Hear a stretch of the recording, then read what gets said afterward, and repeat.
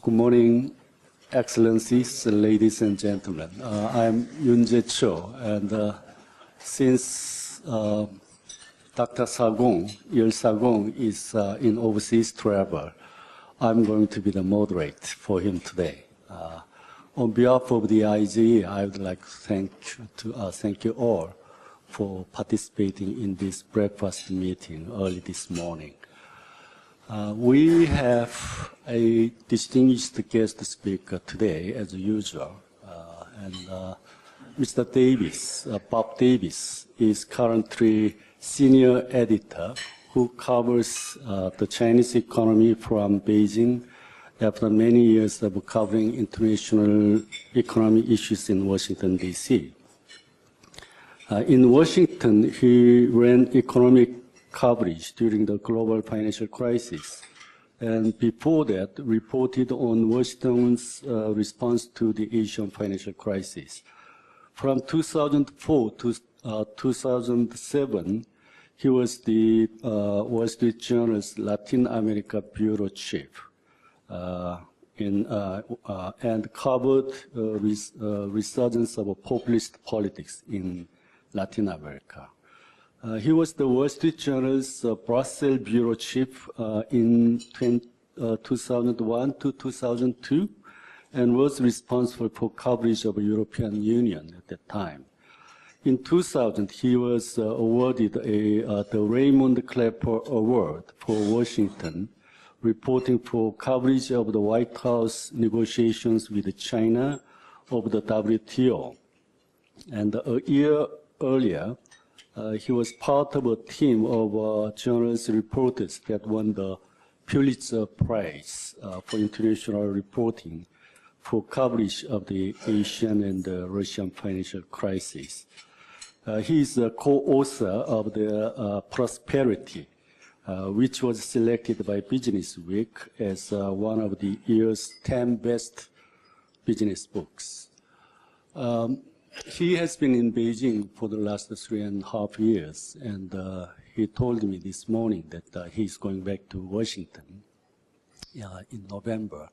And it is quite fortunate for us that we could invite him and share his views on Chinese economy and the current anti-corruption drive that is led by Mr. Xi Jinping.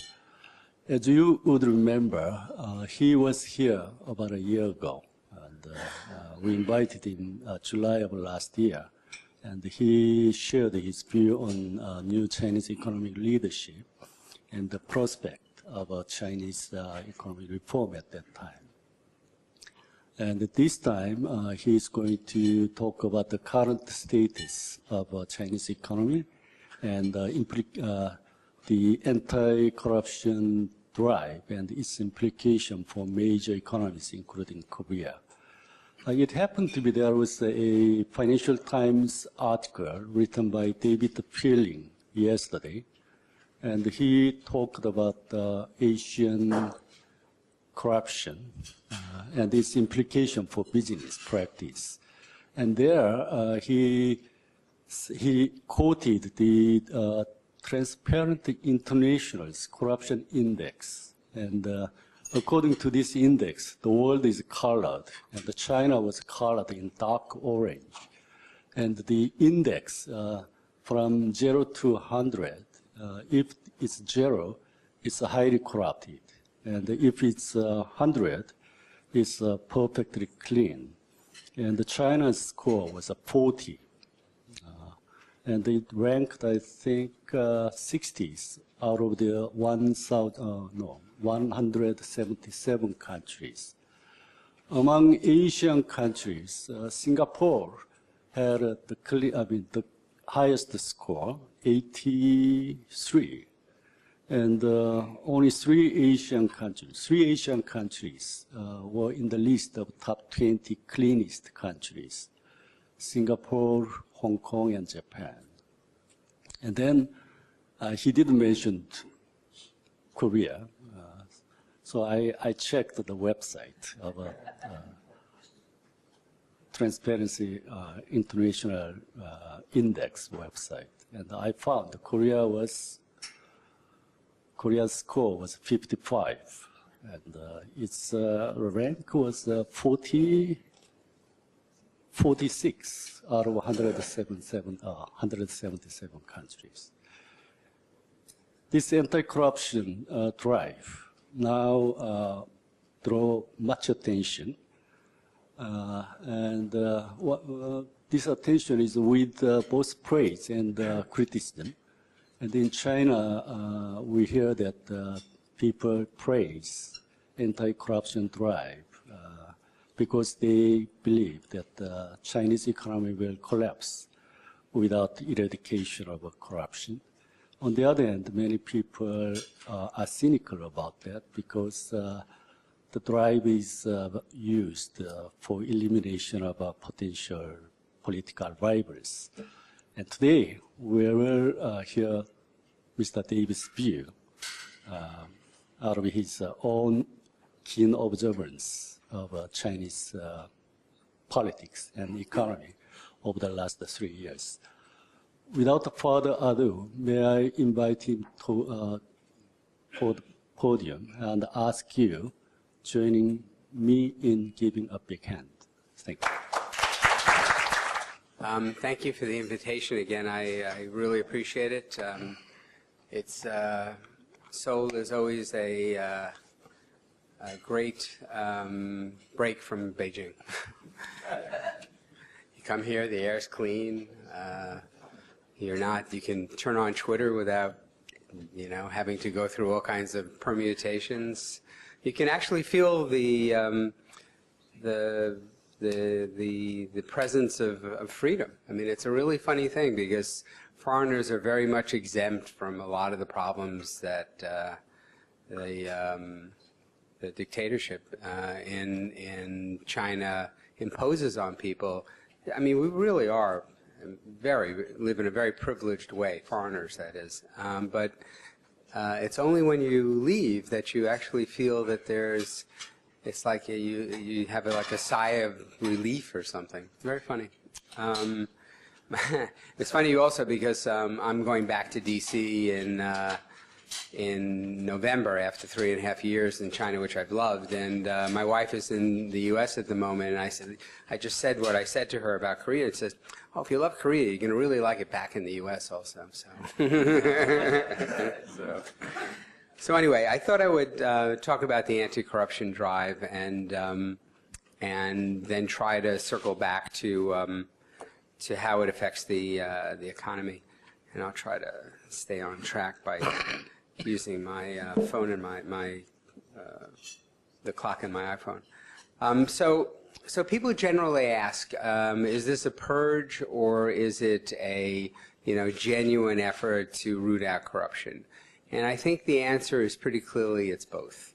Without a doubt, Xi is going after his political enemies. It's, as we were talking, it's a little hard to say who his friends are at the moment, but at the very least, I mean, his great rival was Bo Xilai, who's I think serving a life sentence at the moment. But he's gone after allies of Bo Xilai, most prominently Zhou Yongkang, who is the very, very powerful head of the security apparatus there. And a lot of his, Zhou Yongkang's allies. But I think it would be wrong just to say that and dismiss it as something like that. I mean, there have been plenty of efforts in China to do something similar, and they would usually last for a year, and then they would stop. They would, the leader Mao, I guess it would be, or after Mao as well. Jiang Zemin did this. They go after several opponents, they get rid of them, and then that would be sort of the end of it. But this one is really far-reaching and really quite dramatic. You can see it. You can really see it all over China. Again, I mean, in terms of major powers that they're gone after, they've gone after people in the military, which was considered, at least until until now, kind of sacrosanct, and also the question of who, does the military run China? Does China run the military? Does the party run the military? Does the military run the party? It's always an open issue, but he's gone after some very influential people in the military, and there are rumors he's about to go after more of them. One of the things they do in Beijing is they look, the person that is running the anti-corruption campaign for Xi Jinping is Wang Qishan, who's probably known to a lot of you as, the sort of economic face of China. His last job was negotiating on international issues. And he's considered one of the most effective bureaucrats in the government. But so when he's not seen in public for a number of weeks, people start speculating that he's about to bring somebody else down. And he hasn't been seen for 3 or 4 weeks, so there's a lot of speculation as to who might be next. But in addition to that, I mean, and there's also, not coincidentally, they've been investigating for corruption more than 50 very senior executives of state-owned firms, which is also a very unusual step in China. But apart from that, it's very, very wide-ranging. You can see it all over China. In Fudan University, one of their great universities, the Wang Qishang's people came. They set up shop. They put kind of like mailboxes. I don't know if they have them in Korea, but just regular old sort of metal mailboxes looking for people to put in complaints. And they were looking at the abuse of research funds, basically. In a city in southern China, Nanchang, Wang's people came. They announced that they were there, and people lined up for hours, like a rock concert, to get in there and talk to the investigators and air their complaints, because it's so rare that people will ask ordinary people what they think. And they brought down one of the most senior officials in that part of the country, a guy named Su Rong, who was accused of, I think it was mostly expropriating funds or taking funds improperly from, as I remember, coal companies. Oh, no, steel companies. But again, one of the most senior people there. Many locals had felt that they had been improperly imprisoned because of this person. And then I went to a city in Guizhou, it's a beautiful but poor part of China in southwest China. And we went to this city, small by Chinese standards, maybe 500,000 people, a city called Kaili, which I would never normally go to. And there, you could see the effects of this anti-corruption drive. Luxury housing was down. The hotel owners said that the most expensive suites, people didn't rent them anymore because they were worried about how it would be perceived. Would they be perceived as, how did they get the money to pay for a luxury suite, that sort of thing. And then in the prison was amazing. So we talked to people, unfortunately we couldn't get to see this, but we talked to people who had gone to what I'm about to describe. So in the prison are people who were corrupted or convicted of corruption, with other things too. And so there had been a scandal at the local hospital, and a number of people had gone to jail. And they brought 100 party members who worked in the healthcare sector to the prison.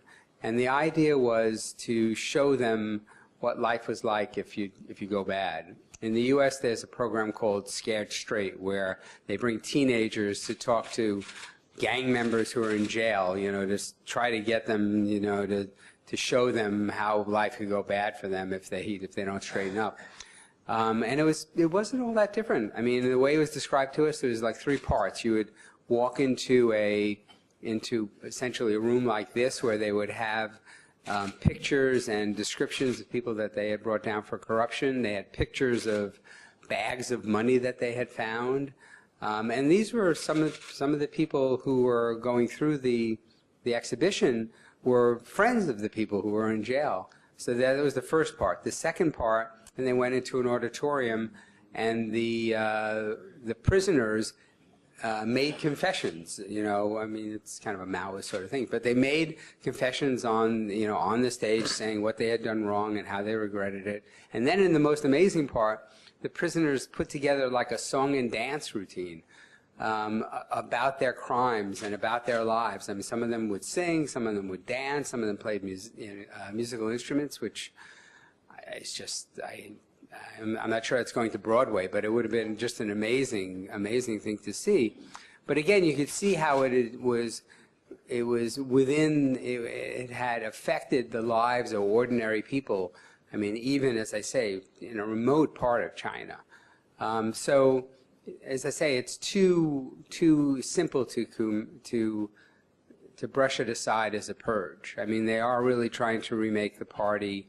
The question of whether they can do it in a one-party state is a real issue, but I mean, they are making an effort to clean things up. Oh, I know what I was going to say next. So another question that had that people have been thinking about is, so what are their real priorities? What is this administration, the Xi administration's real priorities? I mean, and I guess that was the subject of my last talk. But in November 2012, the party came out with its economic reform package, 60 bullet points about what they plan to do, ranging from, you know, state-owned enterprise reform, financial reform, legal reform, an impressive array of initiatives that they plan to put in place. And then the buzzword for it was decisive role of the market. The market will play a decisive role. That was supposed to be the organizing principle. You know, commentators and economists, you know, poured through this document. I had the fortune or misfortune of trying to read this thing incredibly fast and write, you know, figure out what was the most significant part of it. And I would say everybody overlooked what was truly the most significant part of the document, and I wrote it down here.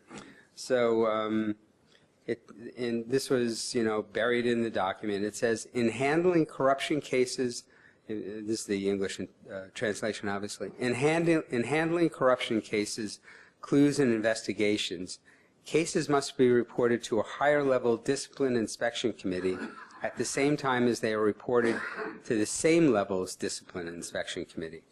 In other words, it was two tracks. So if there was an allegation of corruption, where it would usually go in the past, where it would go, so say there was an allegation that a party official in a province was corrupt, had stolen money or used his position in a way that he shouldn't.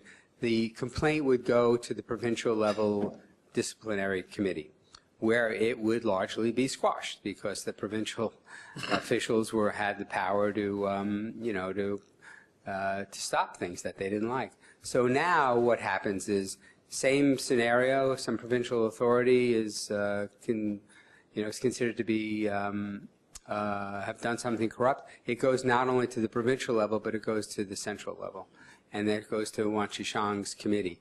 That made all the difference in the world. That many of the things in the plenum document that I just described have not been put into effect. I mean, there's still mostly plans. We pledge to do this. We pledge to do that. That was put into effect immediately, and that has had just an amazing impact. Because what it did was it centralized the corruption-fighting authority into Beijing, and Wang Qishang is pretty relentless. And so the way they operate is, again, let's say in this example in Nanchang, Wang, well, not Wang himself, but he will send a delegation of investigators into a particular area. They'll sit in a hotel. Sometimes they'll keep their presence quiet. Sometimes they won't, because they want people to come and complain. But then they will go through the various allegations, that are presented to them. Some of them, I'm sure, are very long-standing. They also use, on their website, they have a complaint line which I think they take seriously. I mean, a lot of companies put complaint lines and don't really, you know, it's just window dressing. I mean, I think they take those complaints seriously. It was also a way, I think, to try to put under control of the party and Beijing the kind of vigilante sort of use of the internet, where people would look at pictures of officials, and if they're wearing Rolex watches, you know, they would call them out. It's like, how could they afford a Rolex watch? There was a lot of that going on in Beijing. There's much less of it now because it's supposed to be routed through this investigative committee. So they'll set up in, you know, a place like this in a hotel, and it'll usually be headed by, this group will usually be headed by a retired official at ministerial level, who used to have ministerial level. And so particularly in a hierarchical society, the people who are then testifying before this group or you know, being asked questions, it's not as formal as a testimony, but who are asked questions back and forth. I mean, you're basically reporting to a boss, you know, someone who has more senior authority than you do, and that's had a big effect too. They make sure to, if you're in Guizhou province, they'll take somebody who's has no connections to the province. If they're looking at some SOE, they'll make sure the head of that group is not from that SOE or something related. I mean, they really do make an effort to keep it at sort of arm's length. And that's had, as I say, it's had a really, really big impact. I mean, they have looked at 180,000 people have been, since over the past 2 years, 180,000 people have been disciplined under this system. And that doesn't mean they're all thrown in jail. Most of it is for sort of petty kind of corruption, you know, overspending your budget, you know, having a car you shouldn't have, you know, fancy Audis that you see everywhere in China. And so it'll range from, you know, a warning, a demotion, sometimes jail, sometimes kicked out of the party. So it ranges, the punishments range enormously. But people do take this to heart, and they are really quite worried, which I'll get to in a minute.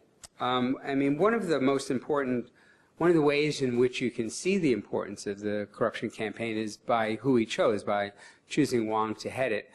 When he initially chose Wang, a lot of people who are interested in economic reform in China were disappointed. I mean, Wang is one of the most, as I say, one of the most talented officials they have. He has a long, long history of being involved in the reform of the Chinese economy. When he and she both were victims of the Cultural Revolution. After he was able to get back to Beijing and go to school, he and 3 other people, very young people, put together a reform agenda, which, you know, they were called the Four Gentlemen. So I mean, since a young man, he's been really interested in this, and also, not coincidentally, he and she have known each other since those days.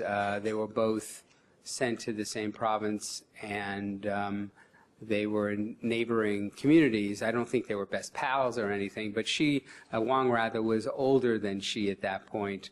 And the stories one hears is that, so Wang was a more sophisticated person at that point. He had a girlfriend who he wound up marrying, is the daughter of a former Politburo Standing Committee member, so which makes him a princeling. But at that point, during the Cultural Revolution, that was not a plus. But in any event, I mean, he was older, he was more socially adept than Xi Jinping. Times were really tough. They would, I mean, there's one story that Xi went to visit Wang, and they, I mean, small times, I mean, they, you know, shared a bed when they, you know, because there was no extra place to sleep.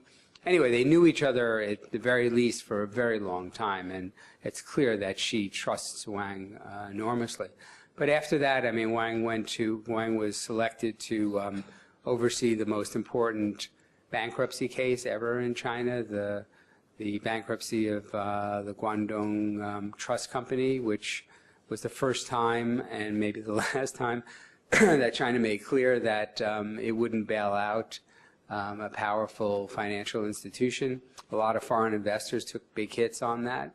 And it was him carrying out for Zhu Rongji, a very difficult and complex bankruptcy proceeding, which, as I say, is probably literally the last time that the Chinese government has made clear to people that there is risk investing in China.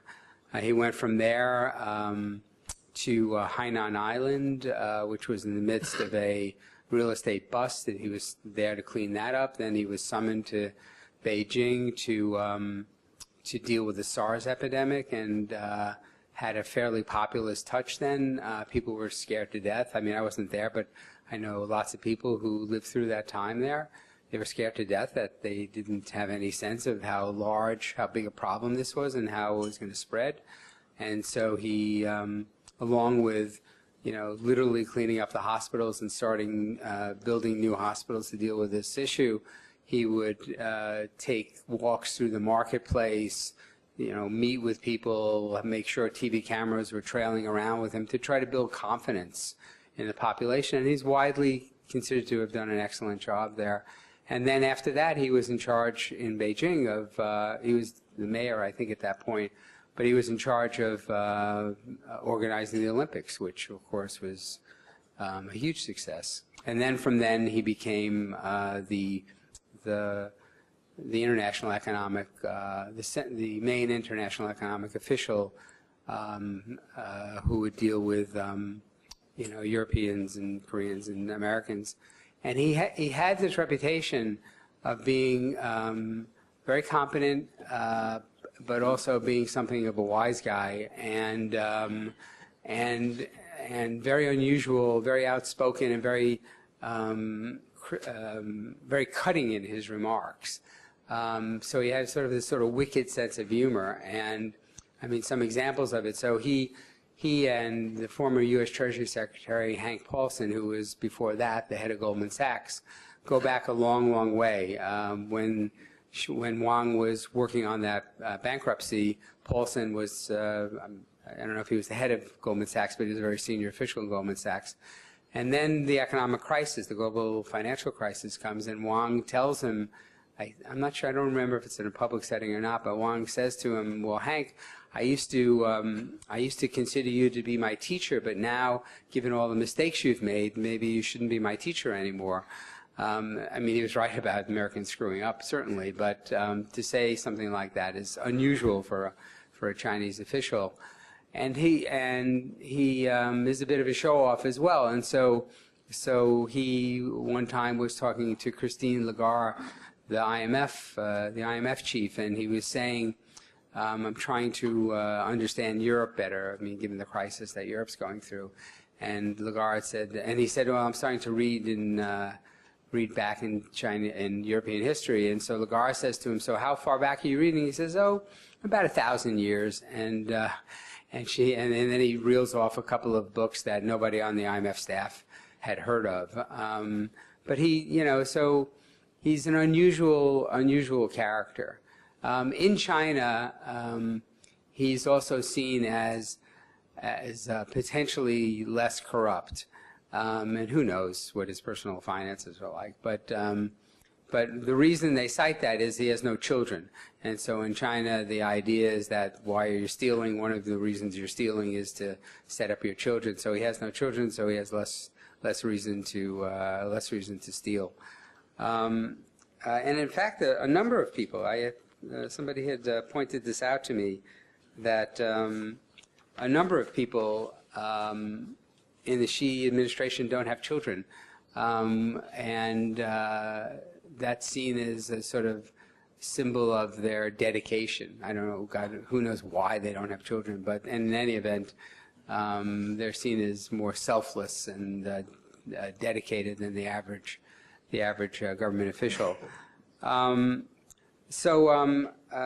talked about how they how they work. Oh, okay. And so if you're trying to figure out China, which we all try to do, and it's incredibly difficult to understand what is going on, a lot of people will talk about what they're doing for the economy or what they're not doing to boost the economy, what they're doing about reform or what they're not doing about reform. But if you forget about what they say and you look at what they do, I mean, it's obvious their top priority, without a doubt, is this anti-corruption campaign. Economic reform is a distant second. I mean, the numbers of people that they've put in jail, senior officials, at least 36 people of vice ministerial rank have been investigated for corruption, and I don't know of anyone that's ever been found innocent. So, I mean, once you're investigated, I mean, you know, that's kind of, it's the only question is how much punishment are you going to receive? So 36 people, as I say, 50 members, 50 senior executives of the SOEs, some of the most influential people in the country, and they, you know, are relentless. I mean, they're basically relentless, and they're doing it, you know, person after person, whereas on the economic reform matter, you still hear, well, it's very difficult, there are so many vested interests opposed to us, and so on and so forth. Well, those same vested interests are going to jail under the anti-corruption campaign. And I mean, every country every leadership gets to choose its priorities, but that is its priority. Wang has said to the people who work for him that there's 3 stages of the campaign. The first one is to scare people. The second one is to get them to, the first one is to scare people. The second one is to try to put in place some system of checks and balances. Again, a very difficult thing to do in a one-party state. And next month, there's supposed to be another plenum, another important meeting of party officials.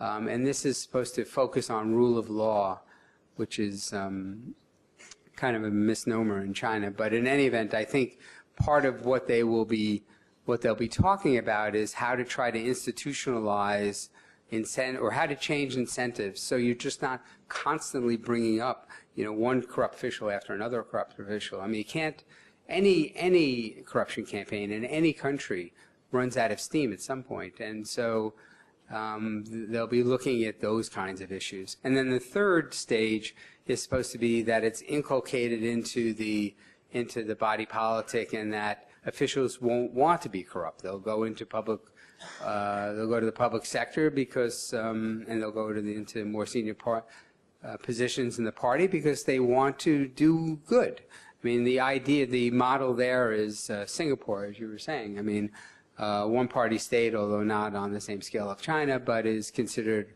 a very clean society. Although we can talk about how they did it and the incentive.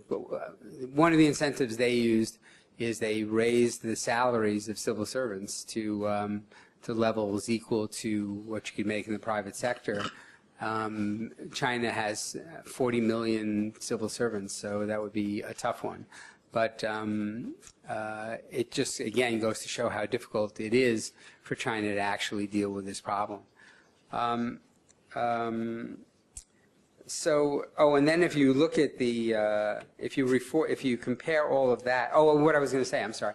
What I was going to say is, so there are 3 stages, as I was laid out here, and Wang says they're only at stage 1. And he's also said it's going to last for at least 3 more years, which is the first term, Xi Jinping's first term. So that's a lot more to come. So then if you compare all that real activity to to economic reform, I think economic reform is just moving. It's moving, but at a very slow pace. Some of the signature initiatives, like the Shanghai Free Trade Zone, was announced with great fanfare. It's a year old now, and they still haven't written the regulations that will govern how that operates. They had an anniversary just the other day, and Microsoft was supposed to launch the sale of its Xboxes, its video game consoles, which because of some regulations, they aren't allowed to sell in China. And they rent out a hotel, they had everything ready, and then at the very last second, and they did interviews with Xinhua saying, well, we're going to start selling. The very, very last second, they pulled back, and they said, well, we can't sell until next year. And they never said why. I think they blamed it sort of on marketing problems, but it doesn't seem likely. A company like Microsoft wouldn't at the very last second discover, oh my God, we have a marketing problem. I mean, it's most likely something to do with still the regulations and what they want to do with the free trade zone. And another one is a very straightforward problem that they have. They have excess capacity in so many different industries: steel, concrete, glass, solar panels. I mean, there were dozens of industries that are just producing too much, no profits, greater bank debt, and so in the steel industry, for instance, which is probably biggest, probably has the biggest problem in this regard. So they have a very straightforward plan of cutting production in the steel industry. And in addition to all the problems, the economic problems, well, it's also one of the biggest polluters in the country. So there's yet another reason, to cut back on production. And you can list, a dozen statements and orders by central government officials to, eliminate excess production in Hebei province, where a lot of the steel industry is located. They actually, on camera, blew up a number of old steel mills, but it turned out that the steel mills that they used for demolition hadn't been in operation for years and years, weren't even counted as capacity. It was all for show. It was just for TV, made for TV. And what's happening is at the local level, local officials who are tasked with carrying this out are more concerned about the unemployment that would arise if they close down factories, the lack of tax revenue coming in. And so they've been able to frustrate so far the direct orders of Beijing, and excess capacity has actually gone up over the last 2 years. So even sort of something, I'm not saying it's easy, but it's really very straightforward. There's nothing complicated about it, as say remaking the fiscal system or remaking the tax system in China. In any place, that would be a very technically daunting issue. This one isn't technically daunting, and it's the politics. So they are moving ahead without a doubt, but again at a very slow pace. So it's the anti-corruption is where they're putting their efforts and where they're putting their money. So I want to talk a little bit about what this means for the Chinese economy. So I think everyone agrees in the long run fighting corruption is the right thing to do. There used to be in development economics, there used to be an idea that a little bit of corruption didn't hurt or was actually helpful, kind of kept things moving. That's the way poorer countries operated. That's no longer kind of the thinking. The thinking is that it's wasted money, essentially. It's money going into people's pockets to buy Rolexes and condo and villas in Switzerland that could be used more effectively in building up a poorer country. And then if you think about it, frankly, even if it wasn't an economic winner in the long run, it's just the right thing to do. I mean, I think people around the world know you're not supposed to steal. And so if you have a government and a system where corruption is just absolutely pervasive, that's not the right sort of system to have. And I think the party worries that ultimately people become so cynical that, as in many other places, they'll get washed away. But again, morally it's the right thing to do. Economically, it seems to be the right thing to do. I mean, if you look at that list you were saying on Transparency International, the countries that are considered the cleanest are also the wealthiest. There is a question about does the lack of corruption make you wealthy, or is it when you're wealthy then you can worry about corruption? But in any event, I mean, there is a correlation, among that. But, okay, that's the long term. what about the short term? And the short term is not just a year or two. The short term can be a number of years. I mean, it is without a doubt a hit to the Chinese economy now. There was one estimate by the Bank of America that the corruption drive is costing between 0.6% and 1.5% of GDP this year. Some of it is sort of the obvious things like fewer sales of luxury goods. That's what you'd imagine. But it's deeper than that. I think the more significant issue is on investment. So if you're a local official and you need to, and there's a new project that's about to be approved, well, what's your incentive here? All of a sudden, you know that you're being watched. You approve a new, a new highway. Are you taking money on the side for it? Is some, company connected to your wife, benefiting in some fashion? Those are first of all, it may be the case that in fact that is happening. But even if it isn't, even if you're an honest official, will you be worried that Wang Qishan is going to look at it differently? And in fact, if you have enemies, will they, give testimony against you?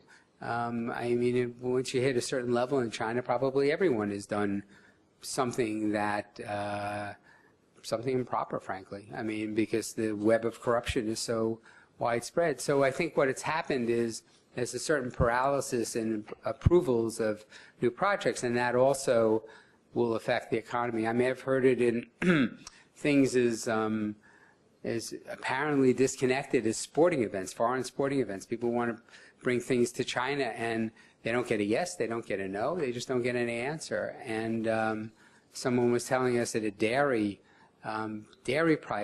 sales had gone down, and you think, well, what could that possibly? I mean, milk is not an expensive thing, but it was more that the party officials don't get these shopping carts, which were ways of shopping for free, and so they're cutting back on their consumption, and that has a real impact. So anyway, so they, as again with any government, you choose your priorities, and they're willing to spend the money on it, which is, laudable, but it is also one of the, I think, underappreciated brakes on the Chinese economy now. Everybody knows they have a big real estate problem. I mean, that has nothing, that is a market, a function of the market. This one is a function of policy. They're choosing to move in a certain direction, and it has certain costs. And so what about the longer term? This chart that was done for us was really interesting. We asked Moody's Analytics, who we love because they are willing to take, they're willing to try out different what-if kind of scenarios for us. And so what we looked at was, they decided on this, we just asked them to look at the effects of corruption on different countries, or fighting corruption. And they looked and put through their global economic model, what would happen if you improved one point on Transparency International's list, just 1 point, and that would move. I looked at the numbers too. I think I think China's in 80th place now, but so if they improved by that 1 point, they would move from 80th place to 77th place. So we're not talking about a huge gain in corruption, but even there, you see that China, and it's not in color here, but China is the second to bottom. There's one that goes really deeply down, like -6. I think that one's Brazil, but the one on top of it is China. And you see here that for the reasons that I described, the investment effect and the consumption effect, it takes a hit on the economy. And even after 4 years, it still isn't back to zero. So there's still, after 4 years, some negative impact. Now, over the longer term, we didn't ask them to look at 10 years, for instance. Over the longer term, it should be a positive, and it should be, again, the right thing to do. But that's a significant hit. One other interesting part here is the top one is Russia. And so Russia benefits enormously. And so the question is, well, why do they benefit enormously? And the answer that we were given is because so much of the corruption is concentrated in the energy sector, and that if they did help to clean that up, there'd be a lot more investment, a lot more, particularly foreign investment in that area, so they'd see a significant gain. India, I forget which one is India, but I think it's the one that bumps up, and then it's kind of the one under Russia. They benefit from this is such a corrupt place. I mean, they benefit from increased investment, but they have the same negative consequences in terms of lack of luxury goods. But anyway, it's in overall, you can see that for many countries, for the fight against corruption really takes a toll economically. So what can the rest of the world do? Or is there anything the rest of the world can do?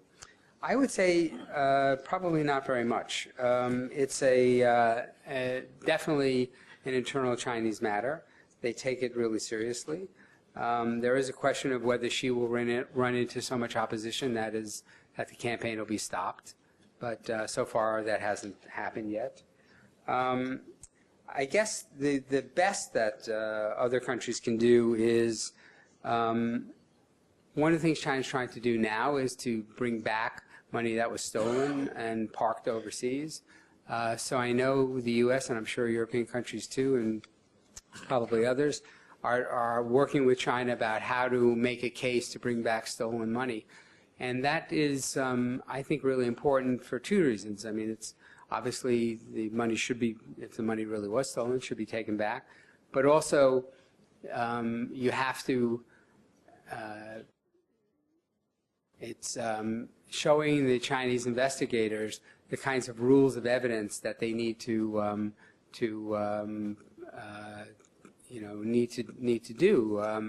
carry out. It's not just a question of, there's money here and we want it back.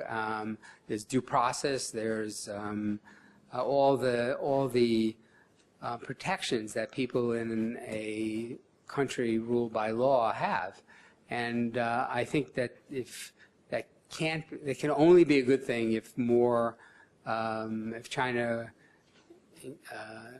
if the rights of people in China are respected more. And so if they see what's needed to build a case, I think that would be really important. I mean, one of the many downsides of the anti-corruption campaign is it's still, like much of China's legal system, based on confessions.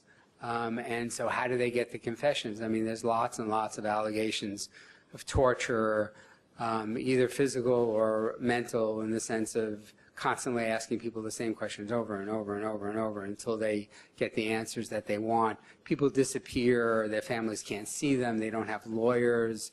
I mean, it's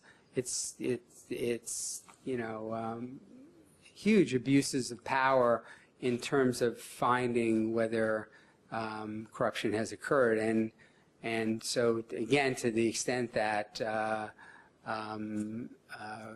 due process and rights for individuals and just very basic things like having a lawyer and being able to call witnesses and that sort of thing, I think that would be a huge benefit for China. So that's something they could do. And I mean, generally, I mean, to the degree China becomes a more just society and a more just economy, I think the world is better off for it. I mean, I don't think I need to kind of go and belabor the point about how important China's economy is for the rest of the world. But I think one of the big questions now is, will that anti-corruption campaign slow reforms? And if it slows reforms, will that slow the economy, be one of the reasons the economy slows more than people expect that it will? So I'll take some questions, and thanks very much. Thank you, Bob, for your very interesting speech and for sharing your insight on China's anti-corruption campaign and its implication with us. Now the floor is open for questions and comments. Mr. Cho, please. Mr. Davis, thank you very much for your talk. This chart is very surprising and almost counterintuitive. Is this supposed to be conceptual, or is this based on any numerical simulation? It's based on a numerical simulation. They put it through their global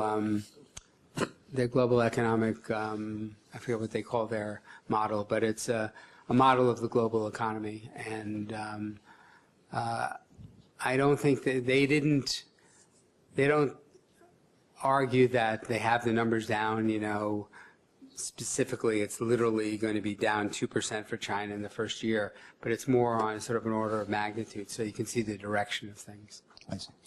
Another question I have is, you mentioned whether Xi's drive can really continue, or it would meet the resistance. Besides that, the concern is when the corruption is so endemic throughout the entire economy for so long. Two questions. If he does this, is his political stability really safe, number one? And number two, if it is really fairly conducted, because otherwise there will be, you know, tremendous problems. Because if somebody is picked up but somebody else is free, then there obviously is going to be a social problem. But if it is really done throughout very fairly, how did it really affect the economy? Because you see here some very negative effect in the first year. In fact, I'm not so sure, although morally it is correct thing, whether we will rather up the entire system and the entire economy so thoroughly, whether the effect is really positive. Well, two very good questions. I mean, in terms of the political stability, as far as you can tell so far, he hasn't had problems. I mean, we were told that some of the retired leaders and senior officials were objecting that he was going too far, and particularly they were complaining, maybe this is the way they do it, they were complaining that Wang Qishan was going too far and he needed to be reined in, and that she defended him and said that he was going to push ahead. So far, there doesn't seem to be any kind of opposition that's powerful enough to stop him. As far as you can see now, and this could be wrong, even though when she came in, he was considered to be kind of dependent on Jiang Zemin, the ex-president who still keeps his hand in everything. I mean, he's gone after quite a few Jiang Zemin proteges, so it's unclear as to who is, like I said, it's not clear who his friends really are anymore, because Jiang was considered to be a big supporter. But yeah, of course, I mean, these are it's so difficult to tell what's going on behind the scenes there. That's definitely an issue that I think we would only know if something, something happened that we were surprised one day. I mean, going after the military, I mean, how does that play out? I mean, does he really have control of the military, or will, does the military have the ability to, get rid of him, basically? That's an open question. On the second one, on the whether it's done fairly or not, it's done broadly. Fairly in the sense of, rights of the accused? No, not remotely, but I don't think it would be nice if people, it would be the right thing to do if they had more rights for individuals, but they don't. But I don't think that in itself is going to bring it down. The question, I agree with you entirely, is, if it freezes up the economy, will it impede reform? What the Chinese say is, what the optimists say is that by going after so many SOE executives, they're who would be considered to be the quote-unquote vested interest, those who are opposed to reform. You're kind of softening up the area that so first you scare them to death. Secondly, they'll be too afraid to oppose any big changes in SOEs.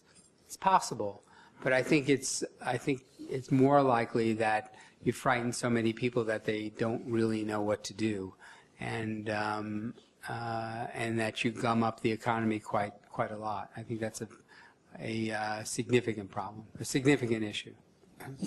Well, I have basically three questions.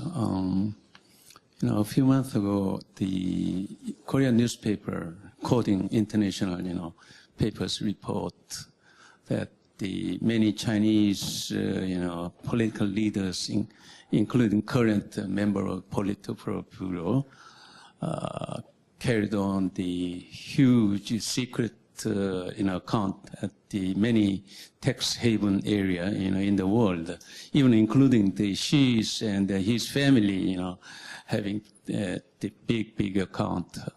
So my question is that, is Chinese general public aware of, the things, the Chinese leaders, previous administration, and even current one, and their family, including even Wen Jiabao, the family is having the secret account. Second question is that I think when we talk about corruption, corruption, I think this is very important at the working level of the government, like the policemen and also tax officials. So my question is that she is also driving eliminating, corruptive behavior at the working level of the, government, or he's addressing only top level. And the third question is that you mentioned that many Chinese state-owned enterprises. Okay, I don't know how we can, the trust the disclosure standard, financial positions, of those state-owned, enterprises, often financed by state-owned, the banking system. Okay, who audit, those state-owned, enterprises, financial positions. Okay? And maybe those widespread state-owned enterprises might be a source of systematic, corruptive behavior in Chinese economic system. Yeah, thank you. Okay. So trying to take them in the order that you asked them. Does the Chinese public know about the money put abroad from, or not always abroad, money essentially, I was going to say stolen, but it's not always that. Sometimes it's family members having a privileged position, so they benefit from, sales of companies and new projects and so on. I think I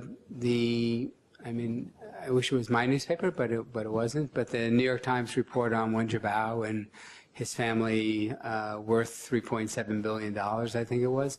I think that one did permeate the. There's a lot of people in China who became aware of that. I mean, the authorities blocked the article pretty quickly. But, there's all the internet, various ways that things are carried on the internet. And that one, I think, had some effect. I mean, you even hear Wen himself talked about it and how embarrassed he was and so on. There's another one where Bloomberg actually looked at the family. It was a little different. With Wen, it was his wife, and it was very, very close connections. I think his children, too. With Xi, it was a little more, wasn't quite as close. It was the family, and I think there, they probably less so. The Wen Jiabao number was just so overwhelming, and it was so against his image as, Uncle Wen and so on, that I think that one probably stuck a little bit more. Xi, as far as you can tell, I'm sure they do lots of polling in China, but they certainly don't make it public. But I think he's really quite a popular leader at this moment. He's seen as a strong leader. People really do like the anti-corruption efforts. part of it is at the working level. Yeah, I mean, they do, as I said, there's 180,000 people who've been disciplined so far, and you do see it again in this little town or little city, Kaili. The party officials on the anniversary of the party, I think that's July 1st. So it's kind of like a holiday, and they used to have giant blowouts for all party officials, and now there's no drinking, there's no mahjong. They just have a small, get together. I mean, you see it very at the very grassroots level. They call it in China, they call it tigers and flies. The tigers being the really powerful ones, and then also going after the flies, the sort of annoying lower level bureaucrats. I mean, it's not, it's not Switzerland, but I mean, I think people see that they're making an effort on the grassroots level as well. On the SOEs and the financial disclosures, I don't think, it's a huge issue, but that I don't think comes under what they're trying to do in the anti-corruption.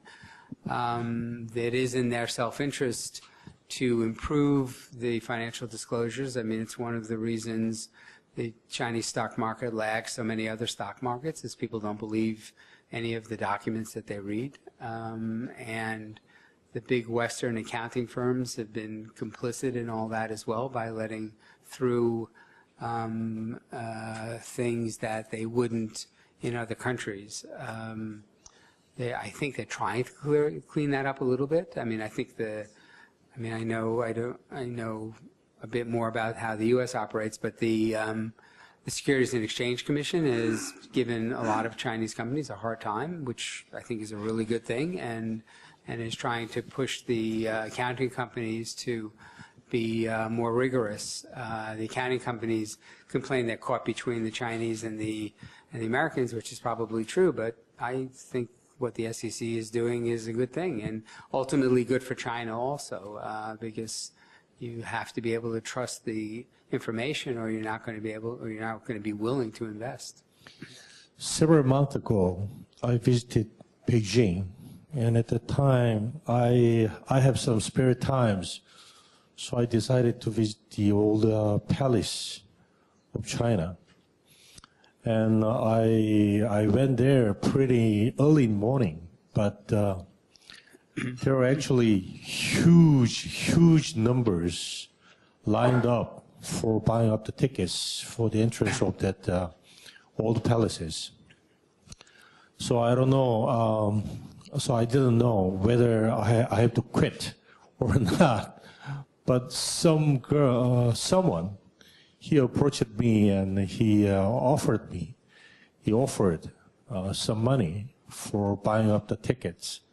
So I take the deal, and I took the deal, and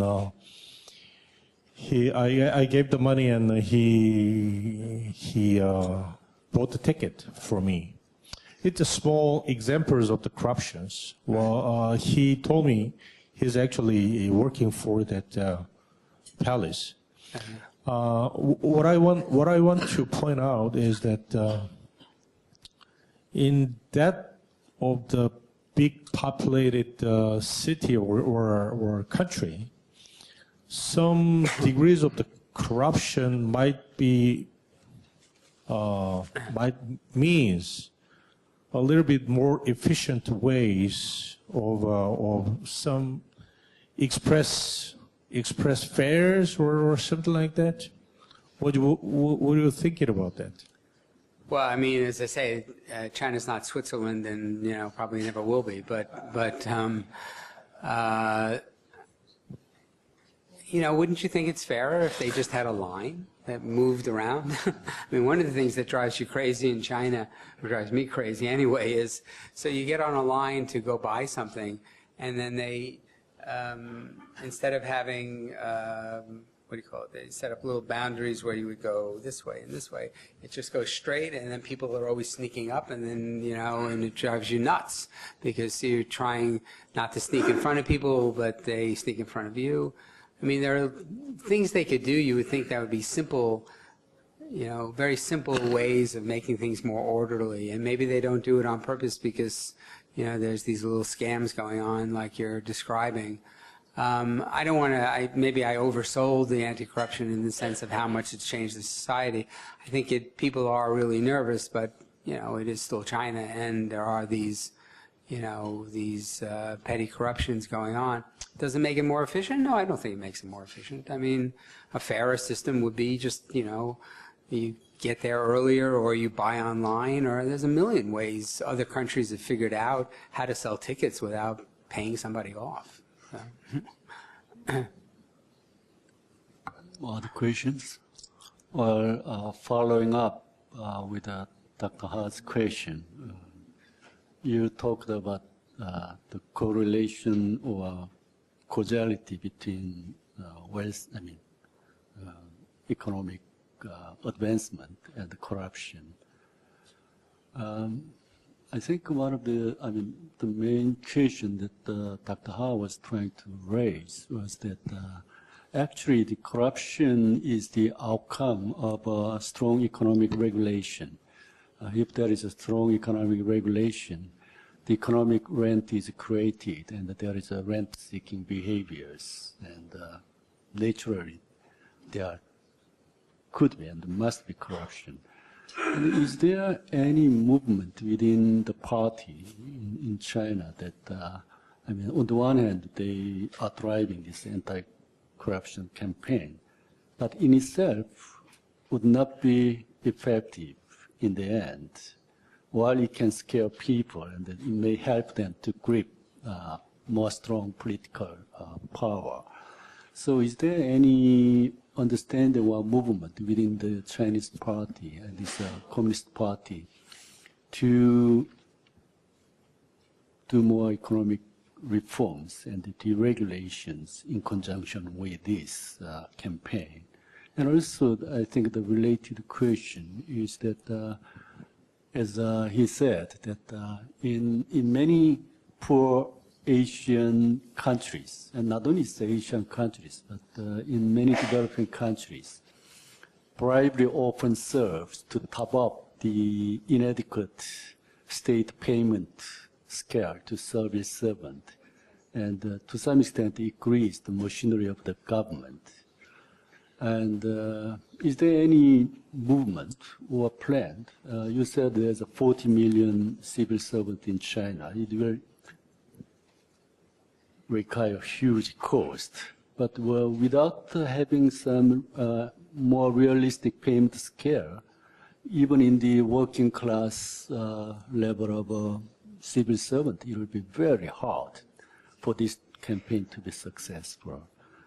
And one last question related to that is the business practice in China, especially the multinational companies. Now, recently there has been some investigation. GSK, SmithKline, has been involved in the investigation. Now it's in the process of a court trial.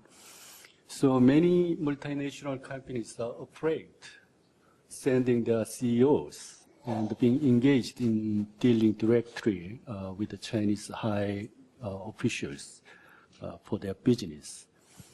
I think it may have many implications. First, it can increase the uncertainty of the business because without bribery, it's hard to get the deal.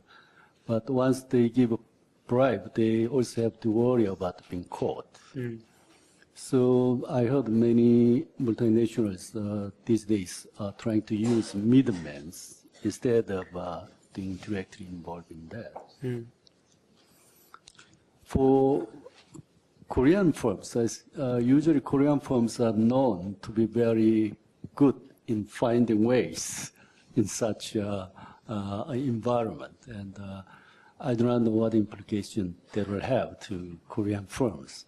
But overall, I hear that multinationals find it's even more difficult to do business in China and more risky.